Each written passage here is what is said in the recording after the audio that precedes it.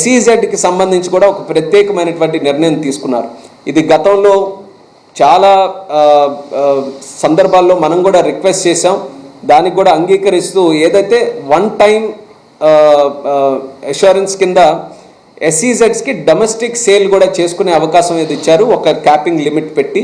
ఇది ముఖ్యంగా మన ప్రాంతంలో అచ్యుతాపురంలో ఉన్నటువంటి ఆ టెక్స్టైల్ ఇండస్ట్రీస్ వాళ్ళందరికీ కూడా ఉపయోగపడడానికి ఈ యొక్క నిర్ణయం అనేది చాలా ఉపయోగపడుతుంది. అలాగే మత్స్యకారులకి, ఆక్వాకల్చర్ వాళ్ళు కూడా ఎక్కువ శాతం మన ఆంధ్రప్రదేశ్ రాష్ట్రంలో ఉన్నారు. వాళ్ళందరికీ కూడా ఉపయోగపడే విధంగా బడ్జెట్లో కొన్ని నిర్ణయాలు, అంటే సీస్లోకి వెళ్ళి ఫిషింగ్ చేసే వాళ్ళకి, ఎక్స్పోర్ట్ చేసుకునే వాళ్ళకి కూడా, అలాగే ఆక్వాకల్చర్ మీద ఉన్నటువంటి నిర్ణయాలు కానీ ఇవన్నీ కూడా ఆ రంగాన్ని బూస్ట్ చేస్తుంది.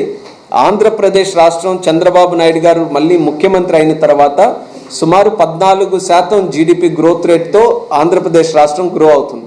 అంటే ఒక పక్కన కేంద్రం తీసుకున్నటువంటి నిర్ణయాలు దాన్ని సద్వినియోగం చేసుకొని ఆంధ్రప్రదేశ్ రాష్ట్రం క్యాపిటలైజ్ చేసుకోగలుగుతుంది. కాబట్టి గత ప్రభుత్వం ఎన్ని రకాలైనటువంటి ఇబ్బందులు, ఆర్థిక ఇబ్బందులు మన రాష్ట్రంలో సృష్టించినప్పటికీ కూడా మనం అంచెలంచెలుగా బలపడుతూ మళ్ళీ తిరిగి బ్రాండ్ ఆంధ్రప్రదేశ్ని నేషనల్ లెవెల్లో, ఇంటర్నేషనల్ లెవెల్లో చంద్రబాబు నాయుడు గారు క్రియేట్ చేసుకుంటూ ముందుకెళ్తున్నారు.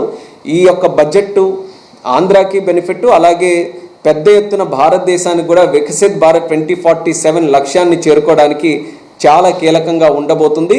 దీన్ని మరింత విశ్లేషణ చేసుకొని ఆంధ్రప్రదేశ్ రాష్ట్రానికి ఇంకా ఎక్కడెక్కడ, ఎందుకనంటే కొన్ని అనౌన్స్మెంట్స్ కేవలం జనరల్గా చేసినాయి.